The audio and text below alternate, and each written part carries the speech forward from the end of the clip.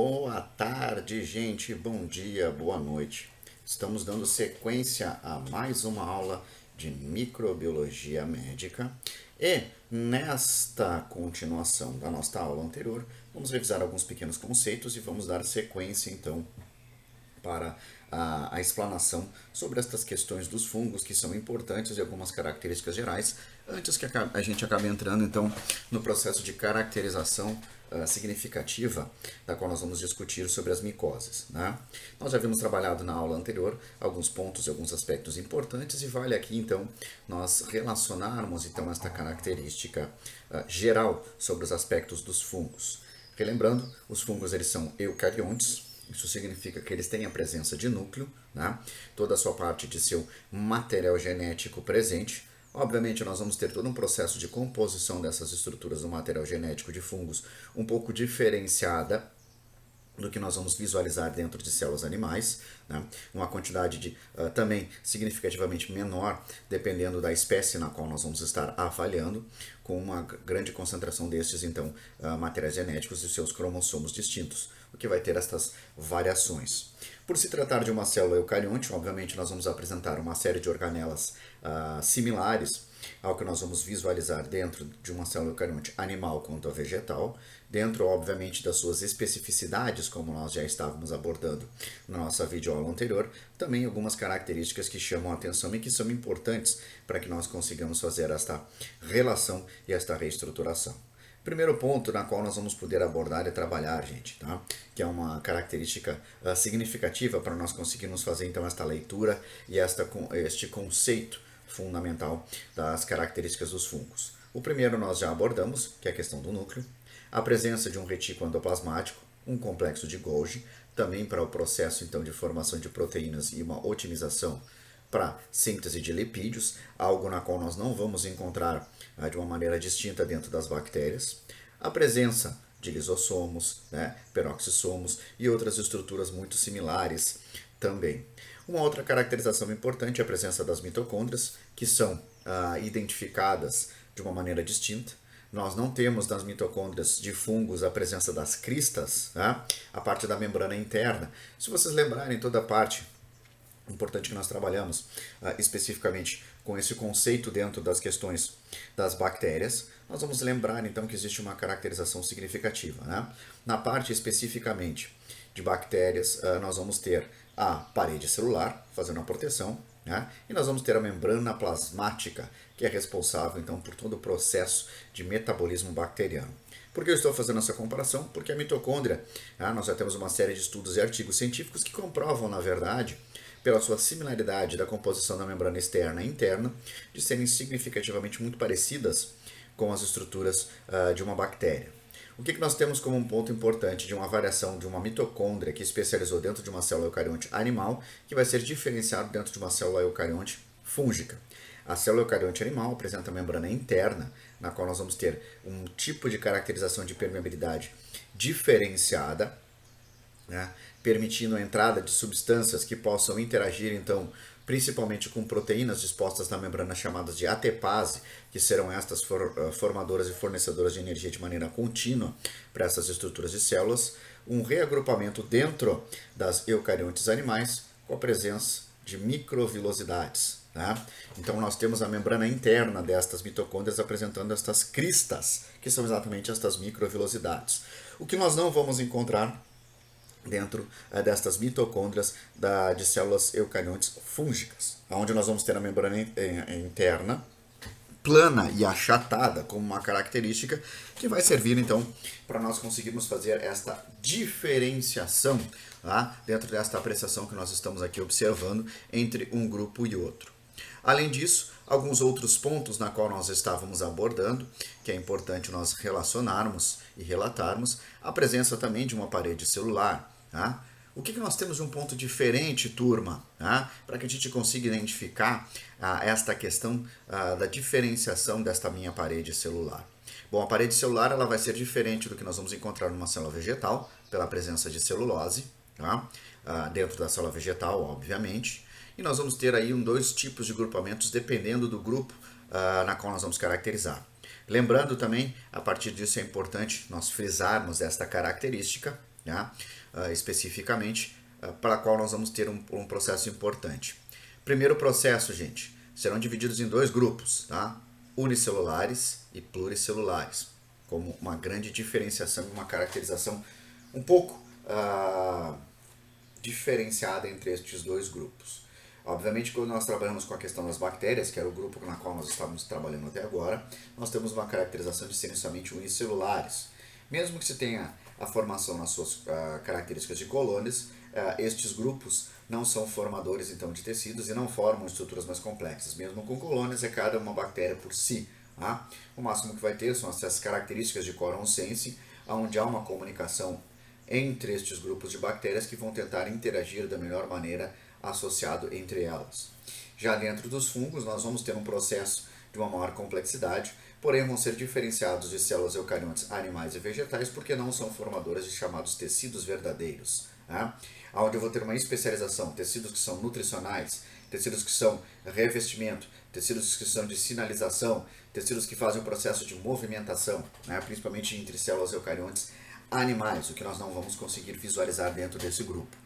O que nós vamos encontrar dentro das pluricelulares, tá?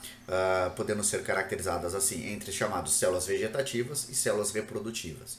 Células vegetativas são aquelas que vão conseguir penetrar dentro de um tecido do hospedeiro, dentro de um local na qual se tenham condições específicas de fazer a absorção destes nutrientes, e dentro dessa característica desse grupo de células vai ser a presença de produção de enzimas para o processo de digestão. Aqui nós vamos ter um outro processo importante. Todo fungo vai ser heterotrófico absortivo. O que significa ser heterotrófico absortivo? Significa especificamente que boa parte da sua capacidade do processo digestivo se dará de maneira extracorpórea. Como isso vai ocorrer? Então são feitas as produções das enzimas que são jogados para fora, especificamente, como se estivessem sendo regurgitados essas características. Obviamente nós não vamos pensar que os fungos vão regurgitar, mas um exemplo um pouco mais didático e simplório para que vocês consigam caracterizar. Tá? Com isso, estas enzimas elas irão fazer os seus processos de degradação, a compactação, mais especificamente no ambiente externo, e o processo de absorção. Né?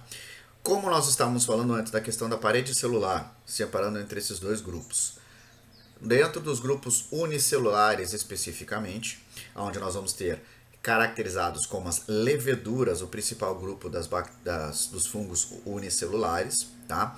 Nós vamos ter então um processo de formação de estrutura de parede celular caracterizados por alfa-glucanos, alfa e beta-glucanos, que são tipos diferenciados de açúcares que vão formar uma capa ao redor dessa minha estrutura da célula fúngica. Já em pluricelulares, nós vamos ter um processo, além do betas-glucanos e dos alfa-glucanos também, nós vamos ter a característica específica da formação de uma camada externa de quitina também, na qual vai envolver e formar esta minha carapaça. Né? Então são estruturas de açúcares que vão ser importantes e vão dar um processo específico de revestimento. Já não tem a mesma função do que das bactérias, porque as bactérias vão ter associação então de gorduras com proteínas, gorduras com açúcares, né, diferenciados, ou açúcares com proteínas, que vão trabalhar num processo especificamente também de permeabilidade seletiva. Aqui nós temos uma característica muito mais relacionada à resistência especificamente, né, do que nós podemos observar e trabalhar. Então são estes pontos e estas características que nos chamam a atenção e que a gente precisa fazer então esta recordação aqui na qual nós vamos abordar. Tá? Então nós temos exatamente essa característica de revestimento e proteção que fazem importantes dentro desse contexto. Com isso, nós vamos ter uma característica também da membrana plasmática, sendo organizada de maneira muito similar de uma célula eucarionte animal, inclusive com o mesmo percentual de variação entre proteínas e lipídios, que é um ponto importante para ser relacionado e relembrado aqui. E uma outra característica fundamental, né? Não há presença do colesterol, mas nós vamos ter uma substância que é muito parecida, uma estrutura muito similar, com uma origem bastante parecida, assim, por assim dizer, na qual vai estar relacionado com estas características. Que substância é essa? É o ergosterol. O ergosterol ele vai fazer a mesma função. Se nós temos então as estruturas específicas aqui, né, que vão compor os ácidos graxos e a variação de saturação e insaturação, eu vou ter o ergosterol fazendo como se fossem essas estruturas de ponte, mantendo o grau de insaturação e saturação sempre com a mesma variação. permitindo que se tenha uma maior estabilidade dessa estrutura da membrana. Isso faz também, assim como as células eucariontes, sejam mais resistentes a alterações ambientais do que especificamente nós vamos encontrar dentro das bactérias, que são menos resistentes, mas são mais adaptadas a estes processos. Elas rapidamente conseguem mudar as suas condições para se adaptar a uma nova condição ambiental. O que nós não vamos encontrar, então, dentro dessas células fúngicas, aparentemente por apresentarem maior resistência, mas também uma adaptação mais limitada. Que tipo de pontos são importantes para a gente pensar e que são essenciais para que se tenha esse funcionamento destas minhas estruturas de células fúngicas? Tá? Um dos primeiros pontos que nós vamos abordar depois também é a questão de uma temperatura. Normalmente são locais tropicais, onde eu apresento uma caracterização de uma temperatura mais elevada, tá? Como um ponto importante. Segundo, um local com uma alta umidade, então eu devo ter uma associação entre temperatura e umidade, que é um ponto fundamental, principalmente aqui por ser um processo de serem heterotróficos absortivos, boa parte das suas enzimas funcionarem com a estrutura da água, a água se faz essencial para o processo de nutrição, absorção e os processos de metabolismo destas minhas estruturas fúngicas. Então isso também já é uma outra condição. A presença da água ela é fundamental e importantíssima para que se tenha então todas essas minhas caracterizações e funcionalidades destas minhas células fúngicas. Tá? Além disso, gente, o que mais que nós podemos trabalhar e abordar como alguns destes pontos que são fundamentais? Uma outra característica é que estas células fúngicas elas não têm a dependência do sol para poder ter a sua funcionalidade. E aí nós podemos ter alguns exemplos bem interessantes. Inclusive, o fungo, as células fúngicas, elas vão preferir locais escuros, né? Com pouca luminosidade, uma temperatura mais elevada e uma alta umidade, como alguns destes pontos interessantes para poderem fazer o seu processo de crescimento. O fungo, assim como a bactéria, ele não é generalista. Ele vai ter exatamente umas necessidades nutricionais, então a gente pode considerar ele, né, como indivíduos seletivos no processo do meio para o seu crescimento, e cada um tipo de fungo diferente vai ter exatamente então alguma adaptação, alguma preleção especificamente, né, para conseguir selecionar determinados ambientes que possam ser mais favoráveis ou não. Nós vamos ter ainda a característica da formação dos esporos, normalmente os esporos reprodutores, que são estruturas extremamente resistentes, tá? E que começam a se aflorar exatamente a partir da presença da água. Então servem também como bons propagadores, tá, de novos organismos fúngicos. Quanto ao processo de reprodução, é importante nós trabalharmos com uma outra questão. A reprodução sendo dividida, assim como todos os organismos até aqui que nós visualizamos, assexuada, que é o processo mais normal, uma caracterização por mitose da formação dessas minhas estruturas de esporos. Tá? Então eu vou ter uma série de complementações de indivíduos 2N sem alteração, quase como clones especificamente sendo formados. E nós vamos ter então a sexuada. A sexuada é um tipo diferenciado onde eu vou ter fusionamento de gametas, e aqui sim eu tenho uma interação e a formação de, quando eu tenho a reprodução sexuada, o surgimento de um novo indivíduo diferente dos seus ancestrais. Tá? Isso é um ponto importante porque permite que se tenha uma maior variabilidade e, obviamente, um maior conceito de adaptação a condições externas que poderiam ser prejudiciais. Tá?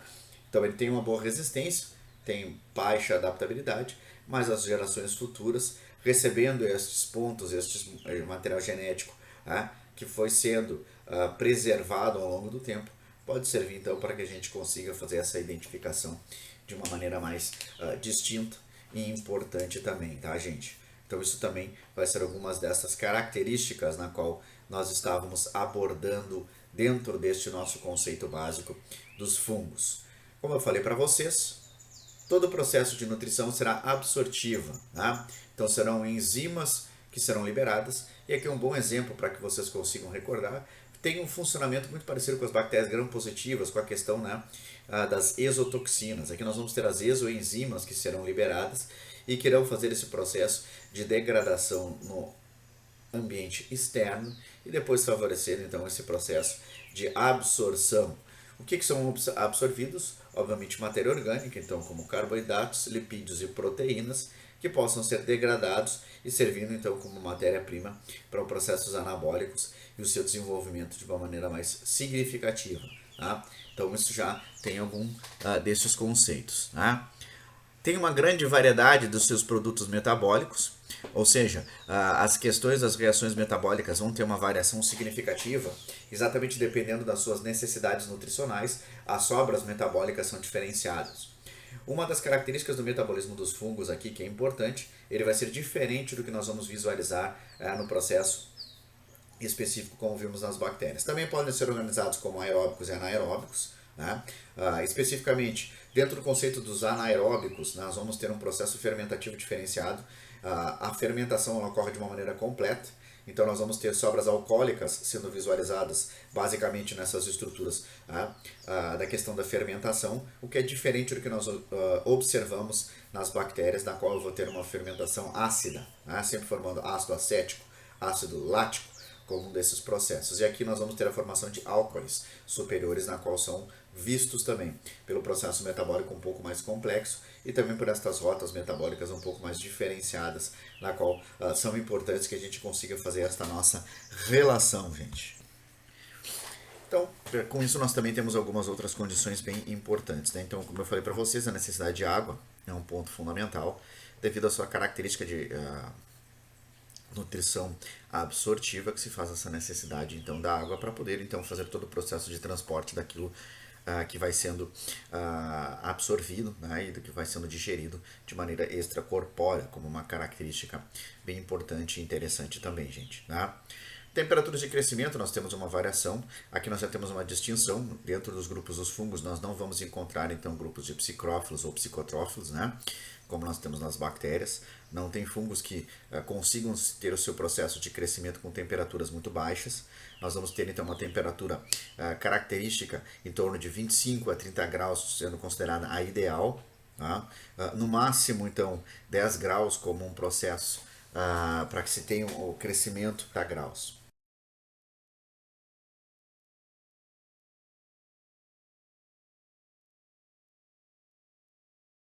Então nós já vamos ter uma caracterização interessante aqui. Vale ressaltar também, gente, um outro ponto importante. Né? Quando nós temos um processo de crescimento dos fungos, e aí como nós estamos trabalhando aqui com a questão de microbiologia médica, que é o que nos compete, um pouco diferente quando se aborda a questão de microbiologia ambiental, né? Onde nós vamos ter uma série de outros fatores ambientais que vão acabar facilitando, obviamente, este processo. Né?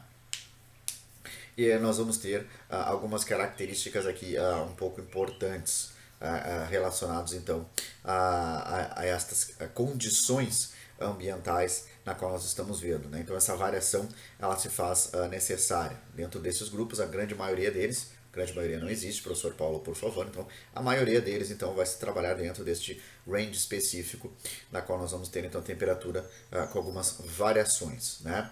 Poucos grupos vão ser encontrados dentro dos psicrófilos ou termófilos, como eu falei para vocês, é muito raro, é praticamente inexpressivo o número de grupos fúngicos que se apresentam dentro deste grau variado, sendo a maioria deles sendo caracterizados então como mesófilos dentro daquela temperatura ambiental importante. E aí na qual também nós vamos acabar sendo inseridos dentro destes contextos na qual nós estamos abordando. O que eu ia dizer também, dentro desse conceito de patogenicidade ou questões de patogênicas vinculadas ao fungo, o fungo normalmente ele não é um agente primário para ser desenvolvido. Né? Normalmente por uma característica muito próxima de ser eucarionte, tendo uma questão de uma resistência na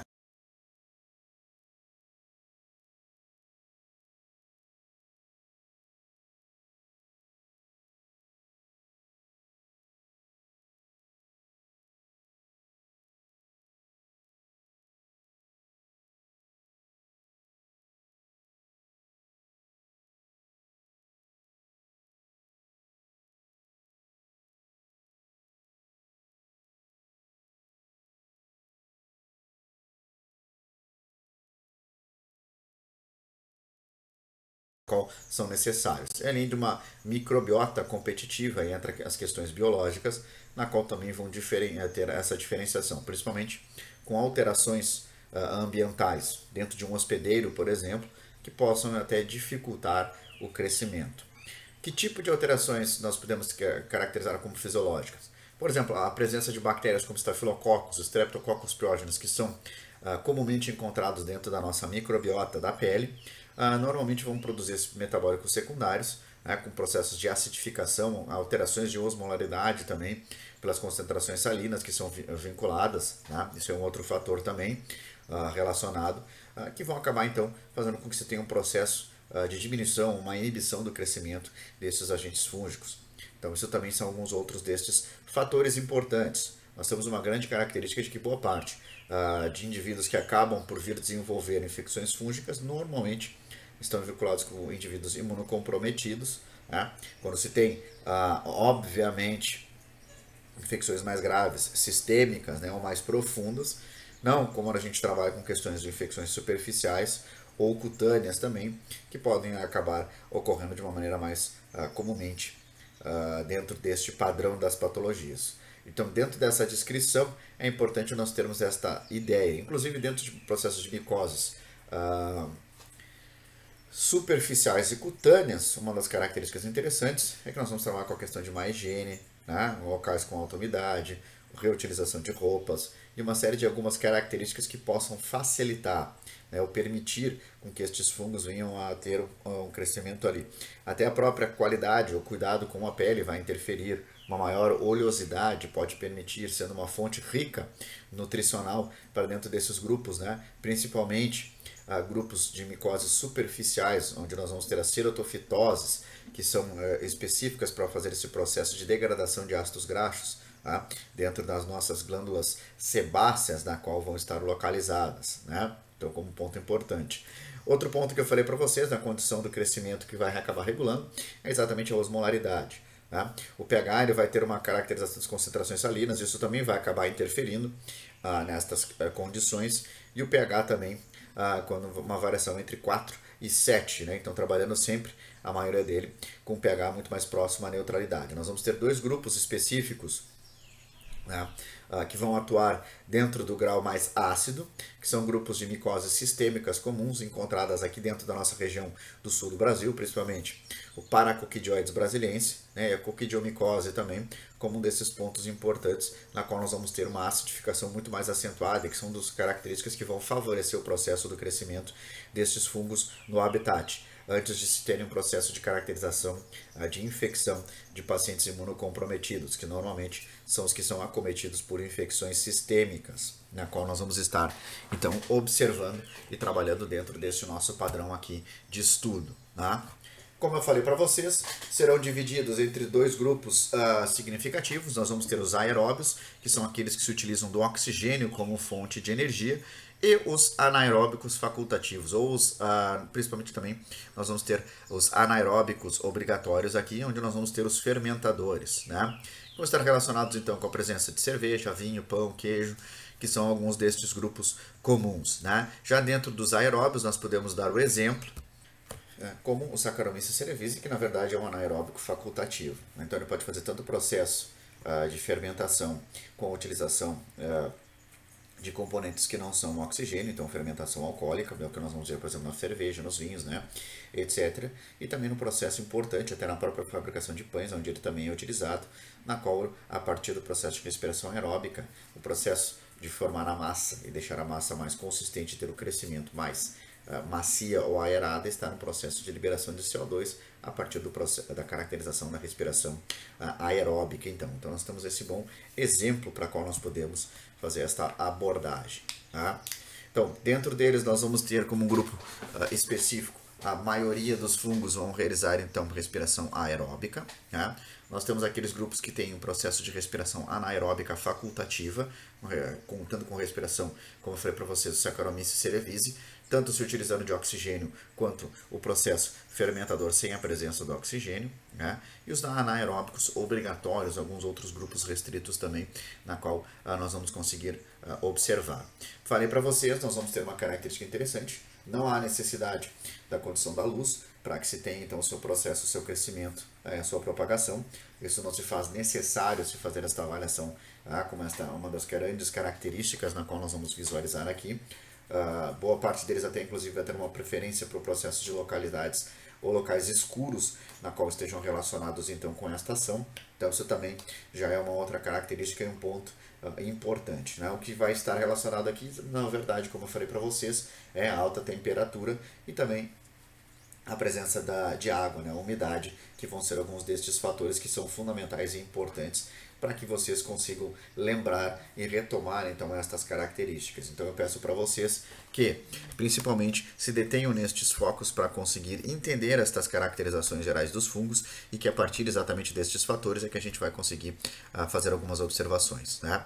Já quando nós trabalhamos com a questão do modo de vida, nós vamos ter uma distinção e separações de grupos diferenciados. Nós vamos ter os saprófitos. Para quem não lembra, o saprófito, né, são aqueles que vão se utilizar da degradação de matéria orgânica, são importantes dentro do contexto de um ecossistema considerado natural. Para quem gosta dessa parte, dessas atividades, especificamente, se acha interessante se fazer uma comparação, nós temos um ciclo fechado quando eu trabalho com a questão do ecossistema, né? É uma variação um pouco diferente, não é tanto o que cabe a um profissional da área da saúde, mas é importante vocês terem uma noção de como isso se encerra dentro de um ciclo, né? Todo um processo de decomposição de um corpo ou de um cadáver vai estar relacionado muitas vezes à presença de bactérias que são decompositoras e também a fungos. Isso é importante dentro da questão do ecossistema, que se trabalha com a questão do equilíbrio de distribuição de energia, né? Como assim? Nós vamos ter os produtores, que são, então, por exemplo, as plantas, que são aquelas que vão começar a partir de processos de fotossíntese, se terem a produção de energia, tá? Que vão estar acumuladas dentro do seu material. Nós vamos ter os consumidores primários, normalmente localizados como os herbívoros, os secundários, como os carnívoros, e depois nós vamos adentrando mais adiante com os onívoros, né, que são os grupos dos consumidores. Porém, esta energia ela precisa ser redistribuída para a natureza. E o consumidor final ele acaba não tendo esse processo, essa distribuição. Isso é feito, então, exatamente por esses micro-organismos, na qual vão encerrar este ciclo, tá? Se fazendo um processo de quando um consumidor acaba vindo a falecer ou morrer, nós vamos ter a decomposição desta matéria orgânica e tornando ela disponível de novo para que os produtores consigam reutilizar e mantendo um ciclo fechado. Não existe processo de degradação de nada que não possa ser reutilizado. Então nós temos uma importância muito grande no processo de distribuição e mantendo o equilíbrio de um ecossistema na presença desses micro-organismos aqui, na qual nós estamos vendo, tá? Que vão acabar então trazendo estes pontos e estas informações distintas. Então nós vamos ter toda essa caracterização do ecossistema, como eu falei para vocês, na qual nós vamos ter uma abrangência. Por que isso também é importante, gente? Hoje, quando nós observamos algumas outras questões, principalmente com a questão de sustentabilidade, né, e técnicas de desenvolvimento e melhorias para as condições tanto de saúde quanto ambientais, nós vamos tentar abordar algumas outras questões, e eu trago aqui só um parênteses, só um conhecimento geral para vocês, né, de como isso vai ser fundamental para que a gente entenda toda a funcionalidade desses micro-organismos dentro do conceito de sociedade na qual nós estamos vivendo e vivenciando hoje. Um dos primeiros pontos para que a gente consiga compreender isso é quando eu trabalho com uma questão de uma indústria, normalmente eu vou ter os produtores, né, que são a matéria-prima que eu estou utilizando, e nós vamos ter então o material na qual eu vou estar fornecendo para um consumidor, na qual somos nós. Boa parte desses materiais que são prontos e feitos para o processo, para os consumidores, eles acabam não tendo uma degradação adequada, não tendo um retorno específico, uma reutilização, e acabam se acumulando e se tornando lixo, diminuindo o processo de matéria-prima. Por que isso é importante? Porque nós vamos chegar num limiar onde se torna mais difícil conseguir matéria-prima para nós, e isso eu não digo só por questões de tecnologia, por exemplo, como telefones, né, ou qualquer outro tipo de características da qual nós estamos falando, mas eu posso falar da questão de alimentos, a escassez de alimento, a escassez de terra, né, a qualidade, o processo de contaminação, que isso também vai estar relacionado a trazer, obviamente, um prejuízo para a saúde. Nós não temos hoje desenvolvimento de técnicas ou tecnologias suficientes para que eu tenha, para tudo aquilo que o homem consiga produzir, que isso consiga ser degradado. Então, obviamente, isso também pode trazer a longo prazo o surgimento de novas patologias devido à escassez de recursos naturais, na qual também se faz importante. E o profissional médico ele tem que ter uma noção exatamente destas condições e a inclusão, tá, destes conhecimentos como uma base para poder estar relacionado.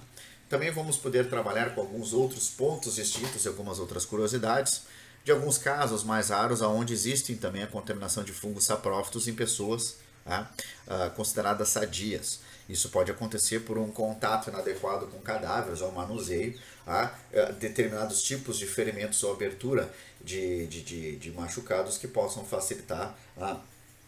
Isso se faz, então, se ter um conhecimento importante. Por quê? Porque não é normalmente uma condição na qual nós vamos estar trabalhando e visualizando.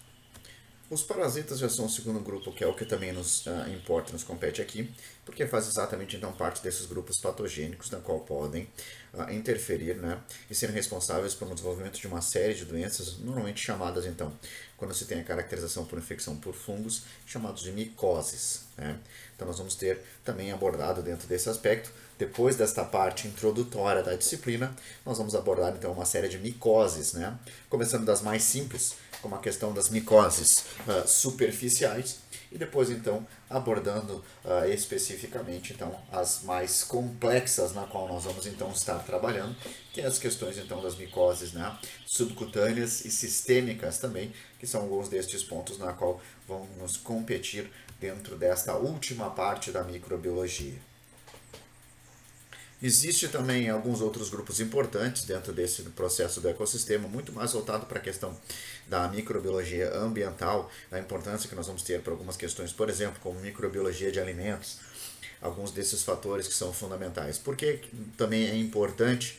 Porque dentro do processo de microbiologia de alimentos, são, além do processo de utilização desses micro-organismos no processo de fabricação dos alimentos, alguns micro-organismos que são comumente encontrados dentro destas caracterizações aqui alimentares e que possam então estar ocasionados com o desenvolvimento de algumas determinadas patologias.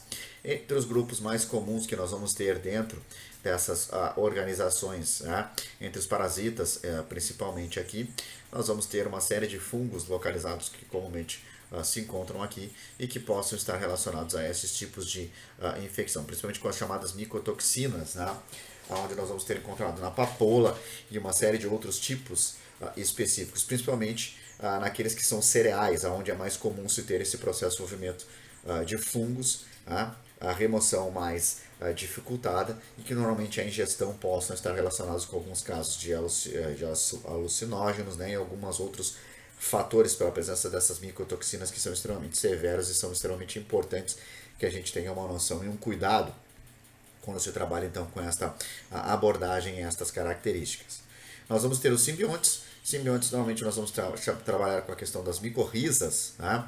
Que são associações de fungos com raízes que vão favorecer o processo de absorção de hidrogênio, então, de nitrogênio, a fixação de nitrogênio que é importante para o processo de obtenção de energia das plantas dentro do ciclo da fotossíntese, né? E nós vamos ter em contrapartida também o processo de liberação de nutrientes para que este fungo consigam crescer. Então vão formar tubérculos dentro destas regiões das raízes que vão favorecer então esse processo, né? E os predadores, na qual nós vamos ter alguns grupos distintos de fungos que são agressivos e que vão ter um processo mais facilitados então dentro dessa caracterização para o desenvolvimento destas determinadas patologias. Como nós vimos na aula passada, um destes bons exemplos, né? Nós vamos ter os Cordyceps, que é exatamente como eu havia falado para vocês. Para quem gosta de jogo, nós temos um jogo chamado The Last of Us, está lançando agora então a segunda parte, concorrendo com o melhor jogo de 2020, gente. Então, para aqueles que são aficionados como videogame como eu, é uma boa pedida para aqueles que quiserem então continuar jogando a segunda parte, né, deste grande jogo. É um bom exemplo sobre como os Cordyceps, que são normalmente fungos adaptados para insetos, e o jogo trabalha então com essa temática bem interessante, um processo de mutação e uma adaptação para os cordyceps em humanos. Então nós passamos a ter pessoas que são zumbizadas. Nossa, que termo mágico, professor Paulo. Sim, se tornam zumbis exatamente porque um dos princípios do cordyceps é se inserir dentro do sistema nervoso central, e alterar o processo de comportamento destes insetos primariamente na nossa vida real e fazem com que eles se localizem, né, principalmente para locais mais elevados e que mantêm uma alta umidade, que são locais adequados e específicos para permitir o processo e o crescimento então destes meus agentes fúngicos. Então isso também já é um outro ponto importante a ser discutido e abordado, na qual nós vamos poder estar visualizando dentro desses predadores. Então um dos bons exemplos dos predadores, e o jogo trabalha exatamente com essa temática, né? Talvez uma adaptação desse cordyceps para os humanos, transformando eles então em agentes que vão acabar trazendo uma perspectiva diferente, se comportando conforme o fungo acha que é importante, e como nós vamos ter essa perspectiva dentro deste meu processo aqui dentro dos predadores, né? Como eu falei para vocês, nós já havíamos abordado dentro da questão dos constituintes celulares dos fungos, nós vamos ter diversas organelas que são encontradas, boa parte das organelas presentes em células eucariontes animais também estará presente dentro destas células fúngicas aqui. Algumas adaptações dentro dessa minha estrutura, como eu falei para vocês. O primeiro ponto é a parede celular. Em leveduriformes, a presença de beta-glucanos como um desses constituintes dentro da parede celular. E nós vamos ter algumas outras características, então, distintas que precisam ser levadas em consideração. Adaptações da mitocôndria com a parte da membrana interna plana e achatada, diferente do que nós vamos encontrar em eucariontes, com a presença das cristas. Tá? Então, isso tudo também vai se apresentar nesta variação, e isso é importante que a gente mantenha esta caracterização aqui, que se faz necessário compreender, então, também esse aspecto na qual nós estamos abordando, né? Então, são algumas distinções na qual nós vamos apresentar uma variação aqui. Outras adaptações celulares, a presença de ergosterol para dar estabilidade, funcionando. Se vocês procurarem e visualizarem boa parte dos antimicóticos, né, que são os antifúngicos a serem utilizados, a base é exatamente para tentar desestabilizar a função e a síntese de ergosterol, provavelmente localizada então dentro do retículo endoplasmático liso, né, nesta porção onde nós temos a síntese de lipídios mais acentuadas. E por que isso? Por que não trabalhar com a questão da parede celular? Porque a parede celular é estritamente proteção. O que eu vou tentar desestabilizar é que se eu retirar o processo de permeabilidade seletiva, eu diminuo a possibilidade de absorção de nutrientes. Lembre-se, né, que tanto o processo principal da membrana plasmática vai ser trabalhado com a entrada e a saída de substâncias. E como nós temos uma nutrição absortiva, a perspectiva de que se eu desestabilizar a membrana, eu posso perder muitos desses meus nutrientes ou perder também a capacidade de absorção. Isso, obviamente, vai interferir no meu processo metabólico nutricional, na qual, então, nós vamos conseguir ter esta variação e esta minha caracterização. Então, isso também é um ponto na qual nós precisamos recordar dentro destas nossas características aqui, na qual nós estamos abordando, tá, gente? Parede celular, que é um ponto importante para nós retomarmos e lembrarmos aqui, gente, tá? Dentro deste meu conceito, na qual nós vamos estar abordando da parede celular. Falei para vocês, basicamente um ponto importante e principal é a questão de que esta parede celular é estrutural, né?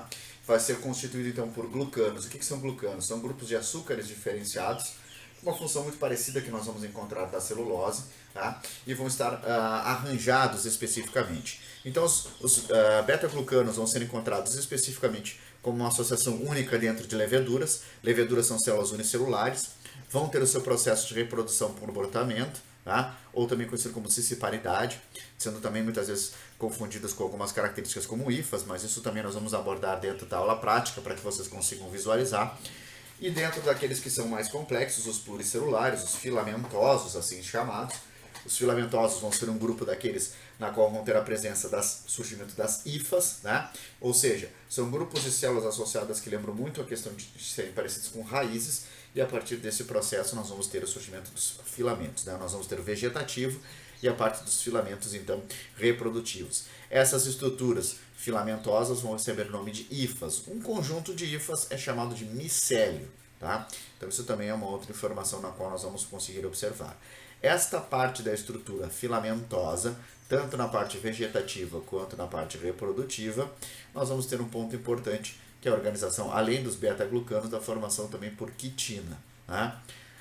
Uma caracterização da formação de polissacarídeos ligados a esses lipídios ou proteínas, principalmente algumas proteínas que são receptoras e o processo de transportadoras também. Uma grande quantidade de proteínas transportadoras, já que eu vou ter a formação destas enzimas e a liberação para o meio externo para que ocorra o processo digestivo. Então isso também é uma outra característica e um outro ponto importante, tá? A presença de estruturas como mucinas e galactomananas sendo estruturais também dentro da parede celular, que vai conferir então uma maior resistência dessas estruturas e interações com o ambiente de maneira mais efetiva. Então são alguns pontos importantes na qual nós vamos conseguir visualizar, tá? Favorecem o processo de fixação do fungo dentro do ambiente, principalmente então quando se trabalha com a questão do hospedeiro, a presença tanto das mucinas quanto das galactomananas. Um dos pontos importantes é que nós vamos ter parte do nosso sistema imune sendo específicos a reconhecer as chamadas mananas, né? Dentro desses grupamentos a partir do sistema complemento, que vão facilitar então a interação desses nossos receptores, os mesmos que são utilizados, e a partir desse processo, obviamente, então, favorecendo o seu reconhecimento e a sua estrutura como um agente fúngico. Então aqui nós temos um parâmetro, né, um panorama bem interessante de poder ser trabalhado. Uma esquematização importante que nós estamos vendo aqui sobre essas minhas características da estrutura da parede celular. Tá? O que nós vamos visualizar aqui, então, a camada mais externa especificamente, tá? Sendo formada então pelos beta-glucanos, sendo agrupados principalmente em leveduriformes, e uma questão então exteriorizando especificamente mais próxima, interiorizando mais próxima à região da membrana plasmática, a presença da quitina como uma estrutura também importante, né? E as manoproteínas, as galactomananas, como eu falei para vocês, que são essas estruturas que favorecem um processo de fixação destes agentes fúngicos, sendo localizados na porção mais externa. Então, todas estas colocações aqui servem para poder favorecer a interação, né? Tanto as beta-glucanos quanto as quitinas dando resistência, as galactomananas, né, as manoproteínas, servindo como um processo para poder facilitar esta fixação dentro dessas minhas estruturas celulares aqui e que vão permitir, então, uma melhor interação com o hospedeiro ou com o ambiente na qual elas estejam inseridas. Então, é uma característica geral na qual nós vamos apresentar dentro destes meus grupos aqui, né, de células fúngicas especificamente. Dentro da região nuclear, é a área onde nós vamos abrigar o DNA. Obviamente o DNA vai ter um tamanho diferenciado do que nós vamos encontrar em células eucariontes. Tá?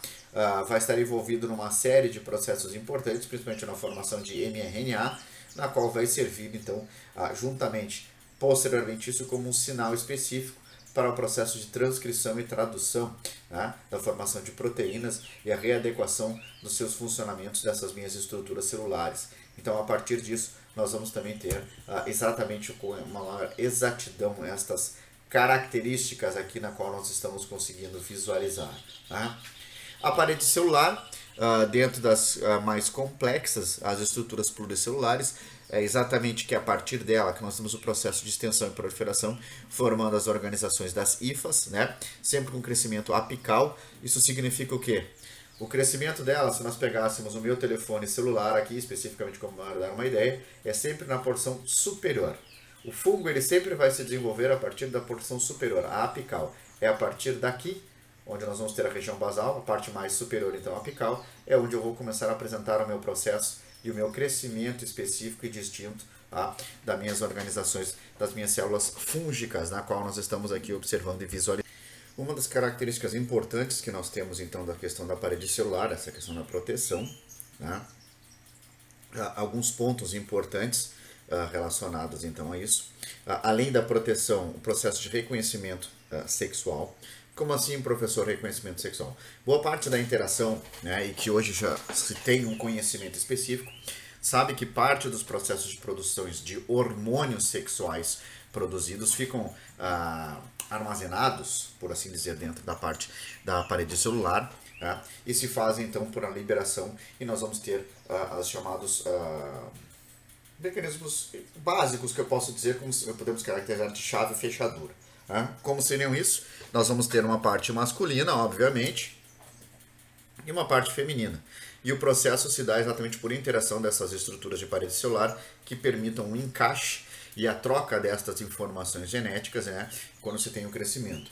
Então existe uma especificidade de adaptações na qual nós vamos ter então este encaixe de chave e fechadura, permitindo então esse processo e esse reconhecimento, né, além de parte de organizações na qual a parede celular vai ser responsável então por fusionamentos com outras estruturas, permitindo então a questão de simbiose também como esta organização. Né? Então, se tem estas características específicas na qual nós vamos conseguir observar e também visualizar aqui. Um outro ponto importante, desculpa gente, as organelas. Né? Nós vamos ter núcleos que vão ser encontrados com tamanhos menores, né? Muito maleáveis. É também interessante de se observar que dentro das hifas, ou dessas organizações destas células, na qual tem o micélio, é possível de se visualizar mais de um núcleo dentro desses grupamentos celulares, né? Porque nós vamos ter então essas organizações a poderem ser visualizadas, né? Mitocôndria com forma de bastonete, né? Com cristas achatadas e sem a presença então destas minhas estruturas, são planas, né? Como nós tínhamos então nas eucariontes, a conformação destas cristas realmente, estas microvilosidades, por assim dizer. a presença de ribossomos livres e também encontrados dentro do retículo endoplasmático, assim como um complexo de Golgi, ambos também sofrendo esse processo de readequação por estruturas de mitocôndrias próximos a essas estruturas nucleares para permitir uma melhor organização, né, da síntese de proteínas para a funcionalidade como um todo desses grupamentos de células. Como eu falei para vocês, apesar de não apresentar uma grande complexidade, nós vamos então ter uma diferenciação. Eu preciso ter o processo de readequação tanto para a formação dos meus esporos, quando for na parte especificamente então reprodutiva, como também nós vamos encontrar alguns tipos de especializações distintas dentro desta minha parte vegetativa. Que tipo de especializações? A produção de enzimas que possam servir para poder fazer essa degradação e essa caracterização da absorção. Tá? Então isso também vai ter uma variação bem importante e interessante. O que nós vamos encontrar dentro das características do citoesqueleto? Tubulina e actina. Que interessante. Está faltando um dos grupamentos aqui específicos do citoesqueleto. Que grupamento é esse, gente, que vocês possam me dizer e trabalhar? Tá? Eu sei que nós temos, então, parte dos colegas aqui que poderiam, então, servir e podermos estar trabalhando. Tá? Irei, então, conversar com vocês e pedir a opinião de vocês para que a gente possa observar. Eu não vou dizer qual é o tipo de citoesqueleto que está relacionado aqui, que não está presente, mas é uma questão da prova e isso eu posso garantir para vocês, tá? Como um dos pontos importantes. E eu vou deixar vocês descobrirem isso dentro desse nosso processo. A videoaula vai servir, então, para dar esse encaminhamento e eu espero que vocês consigam, então, nos auxiliar neste processo aqui para nós conseguirmos fazer esta identificação, tá?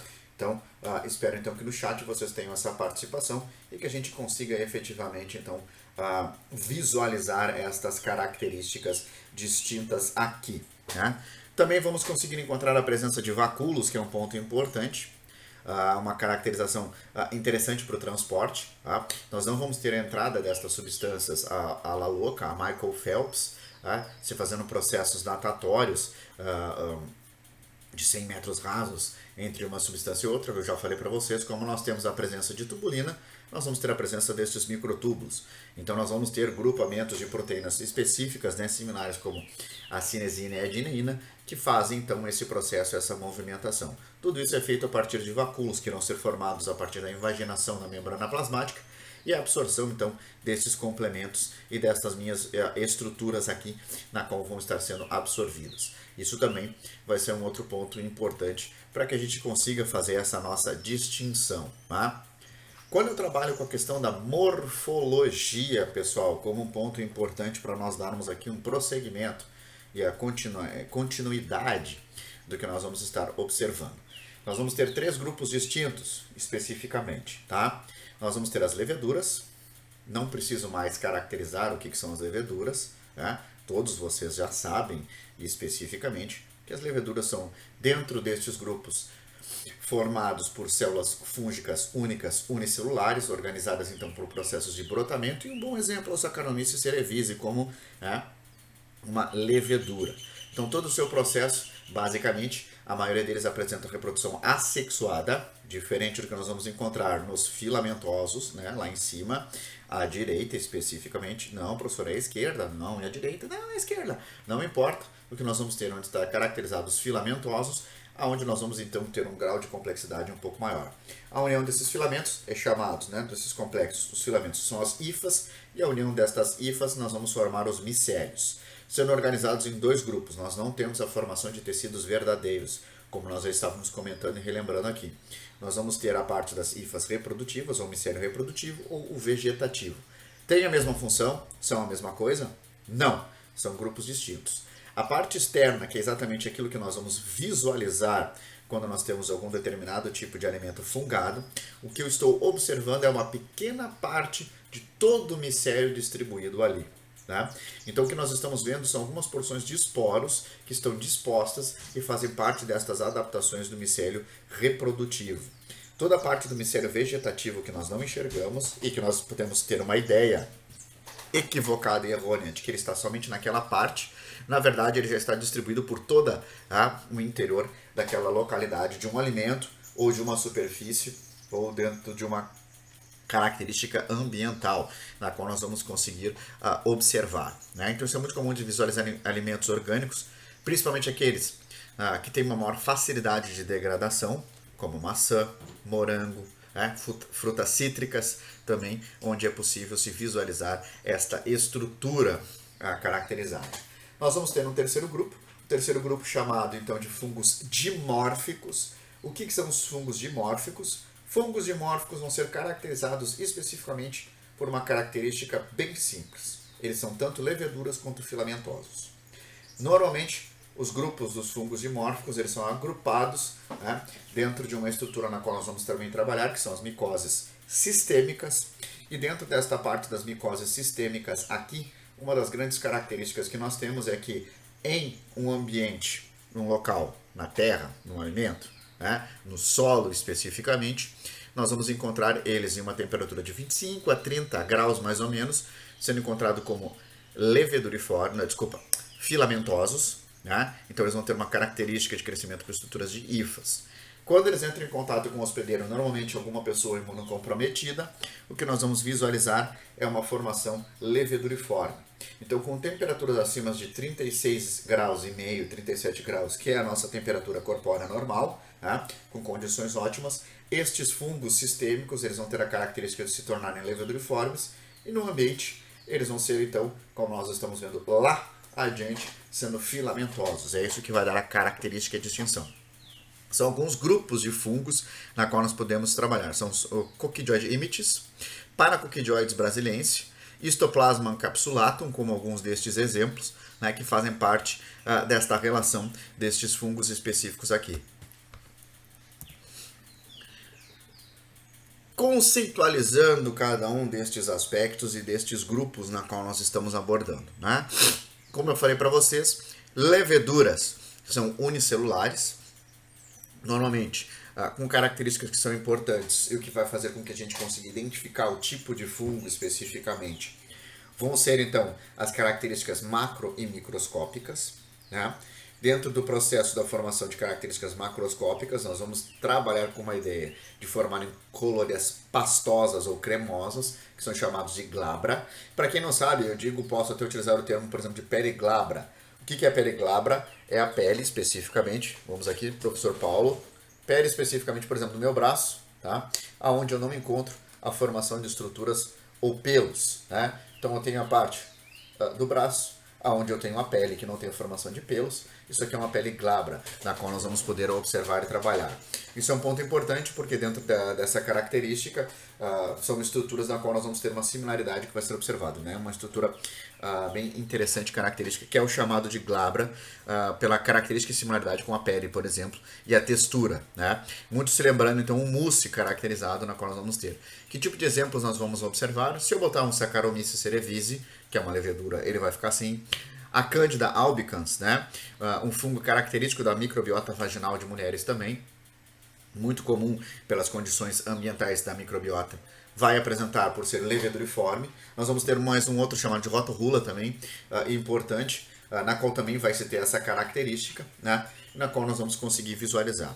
Alguns pontos adaptativos específicos de proteção que são característicos e interessantes, é exatamente a presença de cápsulas de mucopolissacarídeos, normalmente parecido com glicocálix, que vão servir como um ponto de proteção também, além das estruturas do beta-glucanos. Importante nós salientarmos aqui, como eu falei para vocês, as leveduras apresentam somente beta-glucanos como característica formadora de estrutura da parede celular. Não tem, então, a caracterização da quitina próximo à organização da membrana plasmática.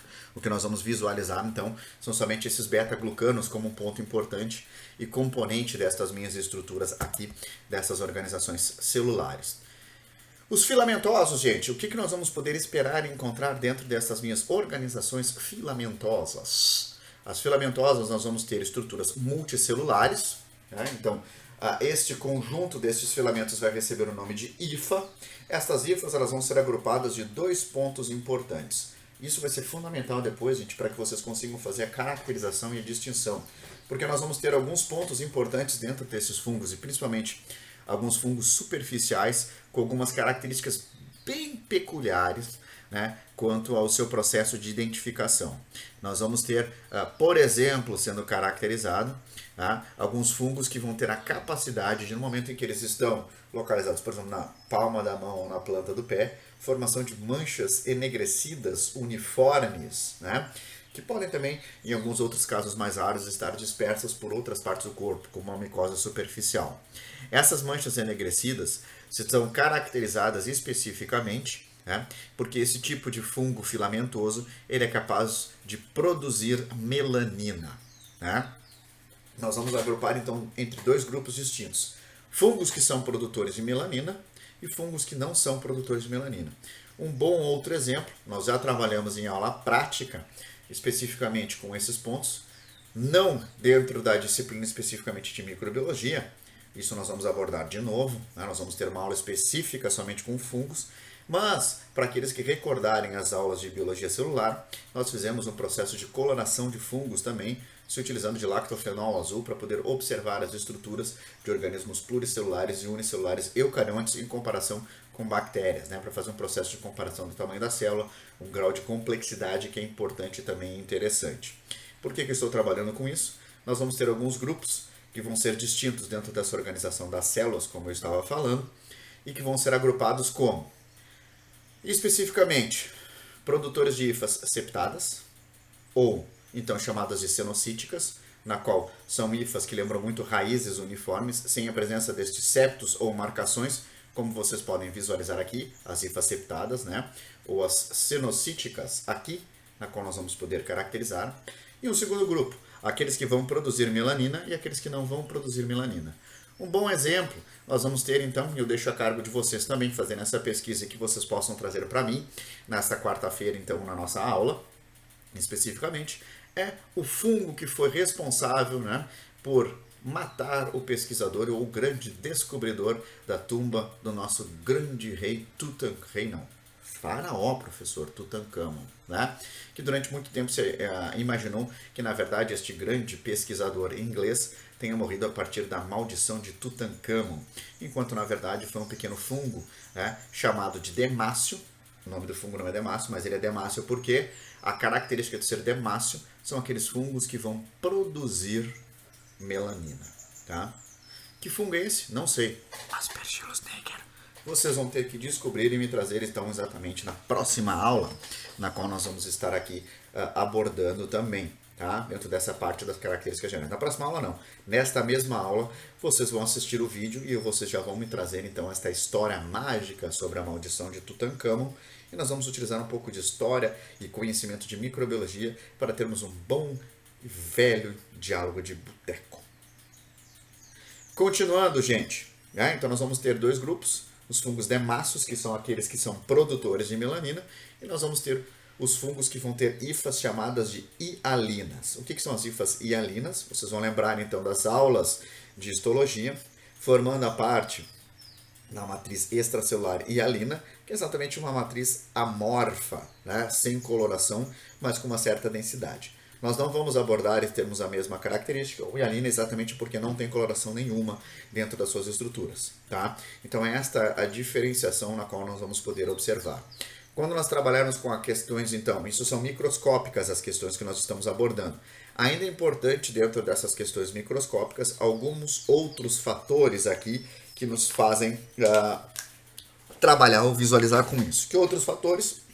O tipo de esporo, que vai ser importante para nós conseguirmos caracterizar, e boa parte da distinção entre alguns grupos, principalmente entre micoses cutâneas, onde eu vou ter os mesmos 3 grupos de fungos distintos responsáveis por todo tipo de micose.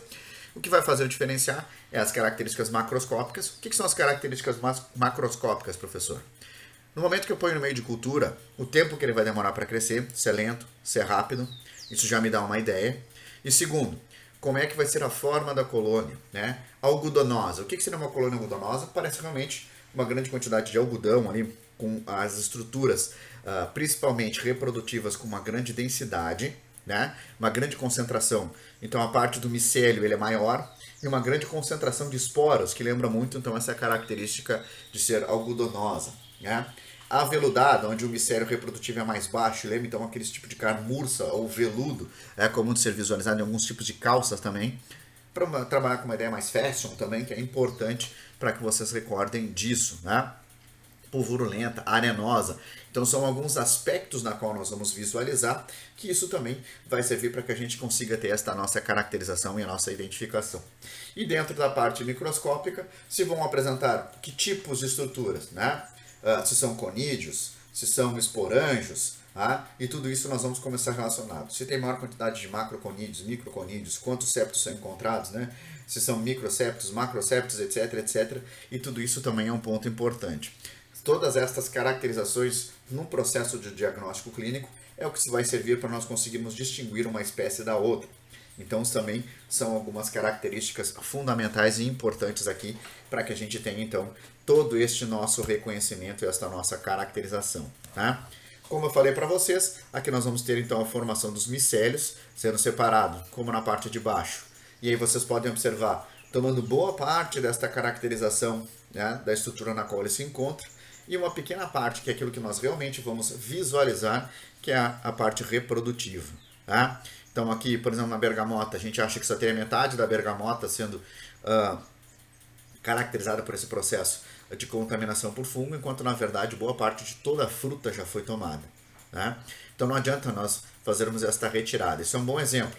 Se eu retiro uma bergamota fungada do saco e eu não faço nenhum processo de higienização, vocês podem ter certeza que em 1 ou 2 dias vão aparecer mais bergamotas fungadas. É porque isso está no ambiente? Não, porque provavelmente uma dessas bergamotas estava fungada e ela vai continuar passando esses esporos, porque os esporos ficam invisíveis, vão começar a penetrar. Eu tenho primeiro o processo de envolvimento da parte vegetativa e posteriormente, então, né, obviamente a parte do processo, então, reprodutivo, na qual nós vamos visualizar. E isso vai se espalhar absolutamente por tudo. Né? Um bom exemplo também é da fatia de pão. A gente pensa que existem pequenos pontos, enquanto na verdade boa parte de todo o saco do pão vai estar contaminado por estas hifas vegetativas, e nós vamos ver pequenos fragmentos que começam a crescer com tempos diferenciados, obviamente, dependendo do seu processo de dispersão na qual foi ocorrendo e a sua propagação. O que é o certo a se fazer? Normalmente não é recomendado que se faça o consumo destes alimentos fungados, porque podem, né, devido às suas micotoxinas, ocasionar prejuízos gastrointestinais e alguns outros casos. Normalmente não são severos, mas precisa-se fazer esse acompanhamento porque isso pode trazer um prejuízo maior. Tá? Existem algumas fontes que dizem que é importante e interessante que se faça o consumo destes tipo de alimento fungado, porque isso gera uma resposta imunológica. Mas também não faz tanta coerência se fazer exatamente isso, porque nós vamos apresentar um maior prejuízo. Né? Então, obviamente, também não se existe essa grande necessidade, essa grande preocupação de dizer, meu Deus do céu, eu só tenho um pão fungado em casa, eu acabei de comer um pão fungado, eu vou morrer. Não. Né? Mas, obviamente, pode-se trazer alguns tipos de prejuízo e a gente precisa estar atento a estas características e a estas condições na qual nós estamos aqui trabalhando e visualizando, tá, gente? Então nós temos essa caracterização aqui importante, né? Que também vai ser fundamental para nós conseguirmos fazer essa identificação. Então existe este ponto aqui, na qual nos chama a atenção específica, para imaginar, obviamente, na qual nós vamos ter então este ponto distinto aqui, né? Desta ideia de propagação deste meu fungo especificamente. Um outro exemplo que eu falei para vocês, os fungos dimórficos, né? São fungos que exigem uma forma de crescimento multicelular, normalmente ligados então a esse processo de infecções sistêmicas, né? Então, são fungos que são normalmente encontrados no ambiente, com a sua característica filamentosa, mas quando entram em contato com o hospedeiro humano, acabam então se desenvolvendo e propagando então na forma leveduriforme, né? Como uma característica. Então nós temos essa caracterização que é um ponto importante, né? Com essa variação. Como nós já estávamos trabalhando, então terminando de caracterizar isso com vocês, o que nós vamos ter? A forma filamentosa, ali dito in vitro, mas podendo ser caracterizada como também no ambiente, né? Localizada principalmente no solo, em cacau, em café, né? Em fezes, muitas vezes, dependendo do tipo de fungo, especialmente do que nós estamos falando dos sistêmicos, sendo caracterizado como estas diferenciações. Tá? E isso, então, vai dar exatamente esta característica na qual nós vamos estar aqui fazendo esta observação, tá, pessoal? Então, isso também é um ponto importante para que a gente consiga fazer essa caracterização e essa minha observação do que está sendo trabalhado e visualizado. São alguns pontos na qual nós vamos então conseguir fazer esta minha caracterização e identificação aqui específica destes fungos filamentosos. São chamados então dimórficos, especificamente porque vão ter essa variação. No momento em que se tem uma brecha entrada no hospedeiro, eles vão acabar vindo a se desenvolver então essas características, né, de se tornarem leveduriformes. Alguns bem característicos, e o que vai levar a essa caracterização é também um processo chamado de reversão. Eu vou coletar, vou observar que eles são leveduras, vou colocar em meio de cultura, e no momento que eu coloco no meio de cultura, eu vou verificar então se eles vão ter a capacidade, dentro desse processo de reversão e característica in vitro, se formarem estruturas filamentosas, tá? Como um ponto também importante e característico. Né? Então aqui são alguns exemplos, como eu falei para vocês, tá? Dentro desses grupos caracterizados, todos os fungos dimórficos vão ser caracterizados dentro dessa estrutura das micoses sistêmicas, né? E vão sendo reagrupados conforme as suas principais características. Então aqui nós vamos ter também estes pontos distintos e interessantes. Tá? Uma outra caracterização também importante que nós vamos chamar é a caracterização das hifas, como eu falei para vocês. Dentro do agrupamento das leveduras, são células unicelulares, muitas vezes podem ser readequadas e estruturadas como formações de pseudo-hifas. Na verdade, a característica da pseudo-hifa ela é um pouco diferente quando nós trabalhamos com uma estrutura da hifa, mas o que eu tenho como ponto importante é que elas parecem ser muitas hifas septadas, mas no que nós estamos observando de maneira distinta aqui é a formação de estruturas, né, que por brotamento lembram muito uma caracterização de uma hifa, mas que não é uma hifa verdadeira, porque nós temos todo um formato e toda a organização dela de uma maneira diferenciada, e é fácil de poder ser visualizado e comparado. Tá? Então aqui nós temos algumas imagens, vocês podem observar até um processo de separação característica e distinta aqui entre estes grupos que vão acabar então sendo caracterizados como este ponto na qual nós estamos visualizando. Né? Aqui eu já havia trabalhado com vocês dentro dessa caracterização, quando eu falo dentro da estrutura, as hifas sendo organizadas de duas maneiras, as septadas, onde nós vamos conseguir visualizar de maneira distinta cada bloco destas minhas estruturas celulares, ou então as cenocíticas sendo de maneira contínua, lembrando muito uma característica de uma raiz de árvore. Tá? Então isso também vai ser um outro ponto para qual nós conseguirmos fazer esta identificação. Tá? Quanto ao processo de coloração, sendo demácia ou então hialina, se tem ou não a produção de melanina como uma outra característica, uma outra organização. Hifas nós já abordamos, eu falei para vocês, serão vegetativas na parte nutricional, normalmente uma maior expansão, com características destas minhas estruturas um pouco diferente do que nós vamos visualizar quando nós visualizamos a reprodutiva, né, que é a disseminação de esporos. Então nós vamos ter uma conformação diferente e isso também serve para ser analisado. Se nós fôssemos pegar esse pequeno estojo aqui, como se fosse um processo de visualizar no meio de cultura, ficaria fácil e evidente porque na parte do chamado verso, que é de cima, eu teria um tipo de característica de estrutura algodonosa, por exemplo, com as hifas maiores, né? Todas as suas caracterizações dos esporos. E na parte do chamado do reverso, que seria da base, as hifas elas teriam uma coloração diferente e um processo de disposição também, estrutura e caracterização diferenciada. Então isso também já serve como um padrão distinto para nós conseguirmos fazer esta nossa localização e essa nossa observação, tá? Então isso já é um ponto importante para que a gente consiga fazer esta organização. Também já havia comentado com vocês todo o processo de crescimento das hifas, né? São ramificados com um processo de crescimento principalmente na porção apical, ou seja, de novo um exemplo, na porção superior dessa minha estrutura da hifa, ela vai crescer então da base para cima, né? E sempre o processo de propagação e expansão se dá na porção superior.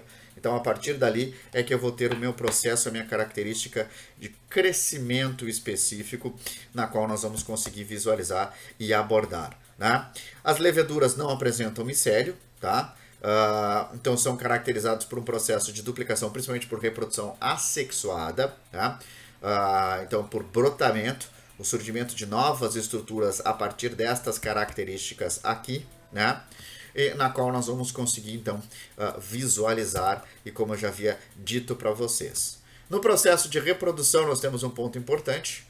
Vamos ser caracterizados com dois grandes grupos, a reprodução assexuada, que é a que ocorre durante boa parte do ano, né, de uma maneira quase que constante com o processo de proliferação, e alguns períodos distintos onde nós vamos ter a reprodução sexuada, na qual também vou explicar para vocês, e aí nós vamos ter uma distinção de tipos de esporos sexuados, que são importantes para nós conseguirmos reconhecer o gênero, né, e posteriormente as espécies também, devido aos seus esporos sexuados, que vão dar a característica distinta dentro desses grupos, né? Então, por exemplo, dentro de classificações de grupos mais conhecidos, nós vamos ter os basidiomicetos, ascomicetos, que são alguns desses grupos que vão ser organizados a partir da sua estrutura do seu esporo sexuado, né? E isso serve para que a gente consiga então fazer a distinção das espécies a partir destes gêneros e destas características sexuais e morfológicas também, que são alguns destes pontos na qual nós vamos conseguir abordar, tá? Aqui o que nos chama a atenção, ocorre com uma maior frequência, né, várias vezes durante boa parte das sessões do ano, né? Maior número de indivíduos com uma menor variabilidade genética, obviamente, porque isso se faz por um processo de duplicação de mitoses, tá? Os esporos assexuados são formados, então, por essa duplicação contínua, né? E são formados a partir da fragmentação de porções da hifa, podendo ser sempre caracterizado ou como uma porção mais apical, onde nós vamos ter os esporângios, né? Os esporangiósporos, assim caracterizados, ou os conídeos, né? Também conhecido como conidiósporos, na qual nós vamos ter pela porção apical. Ou então nós vamos ter algumas outras partes com a fragmentação destas minhas estruturas das hifas, tá? Que são os clamídeos, na qual nós vamos conseguir então fazer esta visualização e esta observação. Quanto aos tipos esporos assexuais, tá, gente? O primeiro grupo deles são os esporangiósporos, que são esporos formados a partir de uma característica dessas estruturas do esporângio. Imaginando como se houvesse um grande saco formado, e lá dentro deste saco houvesse o acúmulo dessas mitoses, tá? Na qual nós vamos conseguindo visualizar, e a partir deste local onde se tem estas mitoses, eu vou ter então a proliferação e liberação. Isso está relacionado então no momento que este esporângio, que esta bolsa rompe, eu tenho a liberação de todos estes meus esporos, né? Dentro dos assexuados também nós vamos ter alguns outros grupos, principalmente em fungos aquáticos, os chamados zoósporos, que são fungos que são esporos que são de movimentação livre, então eles são móveis, apresentam um determinado tipo de flagelo e vão se locomover em locais com grande profundidade de água para poder então se fixar em locais onde eles consigam então ter o seu crescimento e a sua readequação. Então é um outro tipo distinto. Entre outros mais comuns que nós vamos encontrar, então, são os conídeos. O que são os conídeos? Na verdade, é um agrupamento muito parecido com o que nós vamos ter observando dentro dos esporângios, só que os conídeos eles já são os esporos localizados direto na porção externa da região apical, né? Formando então como se fossem, lembrando, ramificações de árvores. Então é isso que nós vamos observar dentro das características dos conídeos, aqui como um ponto interessante e importante para que vocês recordem também, né? Como um destes grandes pontos importantes. Dentro da reprodução sexuada, o que nós vamos ter? Eu falei para vocês, nós vamos ter essas atrações, principalmente de hormônios, entre estes eixos que vão se encaixar, a parte masculina e feminina, e a partir disso eu vou ter a formação de um novo indivíduo. Aqui nós temos uma caracterização diferente do que é encontrado nas bactérias, e apesar do fungo ser um micro-organismo, eu tenho a geração de um outro indivíduo geneticamente diferente, onde eu vou ter então um fungo masculino e um feminino, na qual eu vou ter o fusionamento de gametas, surgindo então uma prole descendente com características genéticas adaptativas, né, ou com caracterizações e alterações que sirvam para melhorar e dar uma maior resistência para esses meus grupos de fungo. Então isso também já é um outro ponto na qual nós vamos conseguir aqui visualizar e observar como alguns destes pontos distintos e importantes na qual nós vamos poder trabalhar. Dentre os principais grupos mais comuns, nós vamos ter os ascoporos, né, que são dentro do grupo dos ascomicetos, e os basidiósporos, que também fazem parte dos grupos de fungos caracterizados como basidiomicetos. Além disso, nós vamos ter os zigosporos também como uma caracterização de alguns tipos distintos. Qual é a principal característica que eu tenho dos zigosporos? Né? Um processo de fusionamento entre estruturas de hifa masculina e feminina, e a partir deste ponto de encontro, o surgimento de um novo indivíduo.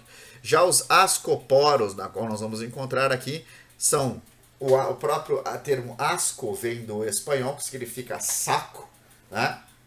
Então até quando vocês veem a terminologia espanhola dizendo que asco, na verdade vocês dizem que saco, tá? Então no termo de poder ser trabalhado com isso. E o asco então é um grande saco onde eu vou ter grandes bolsões organizados. E aí, dependendo da espécie, uma variação. 4, 16, 23, né, 18, tá? Na qual nós vamos ter, então, encontrados estas grandes sacos internos também dentro deste saco principal. É diferente de um angiosporo.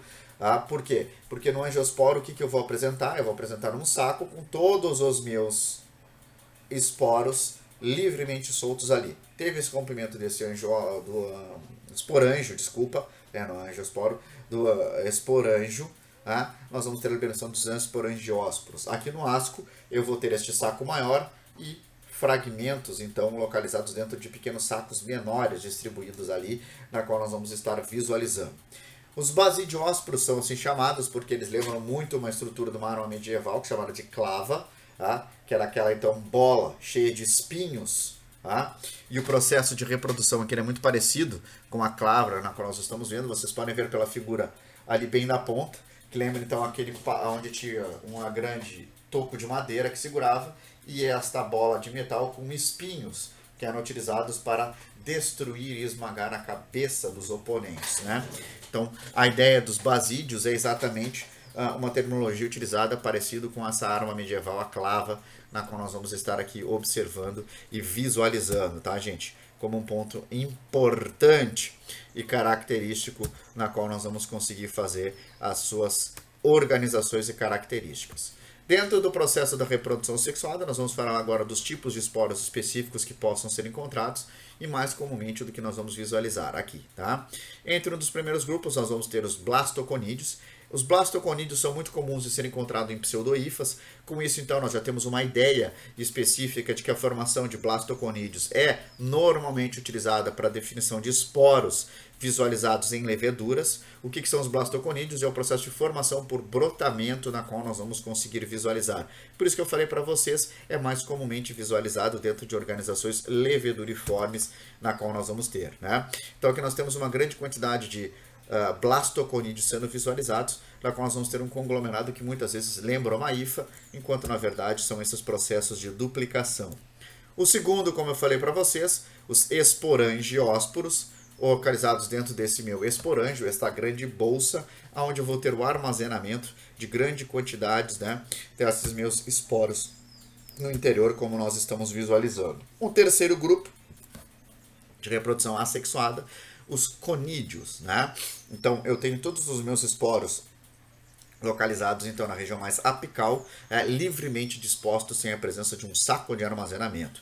Então isso vai ser uma característica na qual nós vamos visualizar e observar, né? Dentro de alguns grupos, por exemplo, de micoses cutâneas, como os Microsporum canis, né? Como um bom exemplo, os microsporos para serem trabalhados aqui, nós vamos ter uma variação entre a quantidade de macro e os chamados microconídeos, né? Essas localizações de conídeos e a quantidade desses esporos presentes e dispostos dentro destas porções ao longo destas hifas reprodutivas. Então isso também nos dá uma boa caracterização e uma boa estrutura do que nós estamos aqui observando. Então temos algumas imagens aqui para que vocês consigam servir como padrão, né? O aspergillus, que é um bom exemplo também, vai ter a presença desses conídeos, né? Apresentam hifas septadas, demáceas também, como algumas destas características na qual eu estou trabalhando, né? Quanto ao processo de classificação que eu falei para vocês, vai ser dado de maneira microscópica quando se tem as estruturas dos conídeos, separando a quantidade de microconídeos ou os macroconídeos. Os macroconídeos eles vão ter a questões de septos, conforme a quantidade de septos, a quantidade de esporos que é localizados ali dentro. Então, dependendo de espécie para espécies, eu vou ter esses macroconídeos com as pontas mais afiladas, mais arredondadas, tá? 4 septos, 16, 22, isso vai se ter uma variação. Vamos ter espécies que vão ter somente macroconídeos e não vão ter microconídeos, ou nós vamos ter somente a presença de microconídeos e ausência de macroconídeos, ou então uma certa uniformidade entre macro e microconídeos. Os microconídeos são os conídeos já de maneira dispostas ao longo de toda a estrutura destas hifas na qual nós estamos observando, tanto na porção apical quanto nas restantes porções distais da qual nós vamos encontrar das hifas. Então também existe esta organização e esta variação na qual nós vamos visualizar, né? Então aqui nós temos alguns grupos dos microconídeos e ao lado então os macroconídeos que possam ser visualizados. A distinção entre esses grupos, como eu falei para vocês, espécies da qual nós vamos ter a parte mais desses macroconídeos arredondados, 4 septos. No outro, se vocês observarem, mais afiladas, com 8 septos, isso também vai servir como um processo de identificação e caracterização, tá? Então, mais um grupo dos microconídeos aqui também, tá? Na qual nós vamos estar fazendo este reconhecimento. Um outro tipo distinto, na qual não é localizado dentro da porção apical, são chamados de artroconídeos, tá? O artroconídeo ele é formado, então, na região mediana dessas estruturas das hifas e é caracterizado por um processo de septação, né, ou segmentação desta hifa. Ou seja, ele começa a ser formado dentro dessas estruturas ao longo de toda a hifa e ela vai sendo picotada especificamente, né, para a liberação destes meus esporos. Isso também já nos auxilia bastante de conseguirmos reconhecer. Então aqui nós temos algumas imagens de macroconídeos que são importantes. Um outro grupo de esporos também assexuados são chamados de clamiconídeos. Os clamiconídeos são importantes porque não tem tanto uma função reprodutiva, mais uma função de resistência. Normalmente se encontram quando há uma variação grande das estruturas do ambiente e que permite então que parte destes meus esporos se mantenham, né, e consigam fazer com que o fungo consiga resistir a adversidades. Então, são algumas adaptações, espessamento da parte da parede celular, que são alguns pontos e algumas características distintas do que eu vou encontrar, então, dos meus clamiconídeos, tá? Como algumas dessas caracterizações. Aqui existem, então, algumas imagens para que vocês possam ver e visualizar e fazer esta identificação, e a partir especificamente dito, vocês conseguem ter uma melhor caracterização, né? Vamos trabalhar com alguns outros pontos também importantes aqui, para nós encerrarmos esta parte da aula final introdutória. Nós vamos ter as características das estruturas ornamentais, né? Até hoje não se sabe muito bem para que se tem a presença destas estruturas, mas sabe que elas vão servir como alguns pontos de identificação, tá, importantes. Então, como as estruturas de candelabro, né, principalmente encontrado em Trichophyton chinachulum, tá? Vocês gostaram? É muito bom, né, a minha terminologia para trabalhar em latim. Então, vocês podem se ter uma ideia. Os Trichophytons, nós vamos ter especialização específica e caracterização entre Trichophyton metagrophytes, Trichophyton chinachulum, né? Trichophyton rubrum também, esse processo da presença de algumas estruturas bioquímicas também e algumas dessas características como o candelabro, na qual nós vamos visualizar, né? Aqui um bom outro exemplo de diferenciação entre os grupos dos tricofítons. Aqui nós vamos ter estruturas em espirais, que ninguém se sabe muito bem para que serve, parece muito gavinhas, né, sendo encontrado das uvas, e se acredita que isso talvez sirva para se fazer o processo de enovelamento dentro da parte de um tecido de um hospedeiro, que sirva para dar uma melhor fixação dessas minhas estruturas aqui, tá? Como alguns destes pontos e algumas adaptações. Isso serve também para diferenciar, por exemplo, o Trichophyton mentagrophytes do rubrum. O Trichophyton mentagrophytes apresenta essas estruturas e então, no exame microscópio já facilita muito estas características. Como eu falei para vocês, nós já abordamos a questão dos meios, né, microscópicos. Nós estamos então terminando a aula com as características macroscópicas aqui. O que vai fazer esse processo diferenciado e essa caracterização de diferenciação é o tamanho, as características da borda, textura, relevo e cor, cada uma delas de uma maneira distinta, né? Então, por exemplo, quanto ao tamanho da colônia, são variáveis, vai depender do meio de cultura e vão ser observados a partir da placa de Petri, mas eu consigo ver. Vou ter uma diferenciação específica entre leveduriformes, por exemplo, como glabra, como nós vamos ter aqui da cândida, né?